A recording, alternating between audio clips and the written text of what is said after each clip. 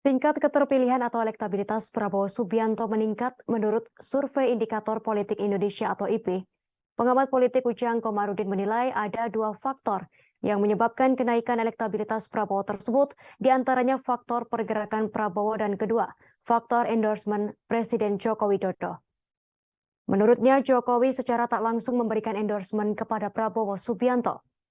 Jokowi sering mengajak Prabowo kunjungan kerja ke daerah, meski kegiatannya tak menyangkut dengan pertahanan. Sebelumnya dalam simulasi 34 nama capres yang disurvei Indikator Politik Indonesia atau IP, tercatat elektabilitas Ganjar Pranowo mengungguli nama-nama seperti Anies Baswedan dan Prabowo Subianto. Adapun survei tersebut telah dilakukan pada Februari hingga Maret melibatkan 1.220 responden di seluruh Indonesia. Dari hasil survei tersebut tercatat Ganjar Pranowo memiliki elektabilitas 30,8%, disusul Prabowo Subianto dan Anies Baswedan dengan angka yang sama 21,7%. Lalu disusul Ridwan Kamil 6,3% dan AHY 1,6%. Kemudian dikatakan Burhanuddin melihat dari tren hasil survei elektabilitas, nama Prabowo Subianto dan Ganjar Pranowo cenderung naik. Sementara itu Anies Baswedan cenderung stagnan.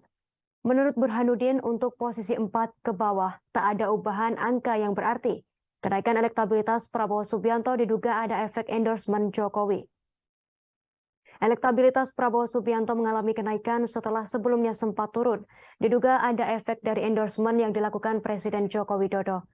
Namun demikian, elektabilitas Prabowo dalam setahun terakhir cenderung turun, namun tiba-tiba meningkat dalam beberapa bulan terakhir. Indikator menganalisis efek Jokowi endorsement kepada Prabowo, karena sejak bulan November Presiden Jokowi berkali-kali menyatakan kode dukungan kepada Prabowo Subianto. Sementara itu di kalangan pemilih Prabowo di Pilpres 2019, tak ada efek jelas dari endorsement Jokowi. Pemilih Prabowo Subianto di Pilpres 2019 sebagian besar sudah beralih ke Anies Baswedan, bahkan sebelum Anies Baswedan dideklarasikan Nasdem sebagai capres pada Oktober 2022 lalu. Utamanya basis Islamis, sehingga yang tersisa adalah core voter Prabowo. Ketika Jokowi melakukan endorsement terhadap Prabowo Subianto, efek terhadap pendukung Prabowo 2019 tersebut kecil, karena sebagian pendukung Prabowo sendiri terutama berbasis Islamis sudah lari terutama setelah Prabowo Subianto bergabung dengan pemerintah. Sejumlah nama tampak mendapat sinyal dukungan dari Presiden Joko Widodo, meski tak secara eksplisit menyebut nama, namun Jokowi mengisyaratkan dukungannya pada nama-nama tertentu. Namun situasi ini tak pasti di tingkat capres, sehingga penting untuk melihat bakal cawapres yang mampu menutupi kelemahan elektoral 3 nama bakal capres.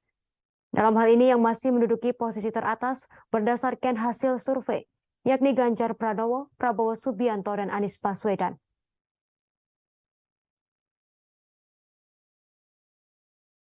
Terima kasih sudah nonton.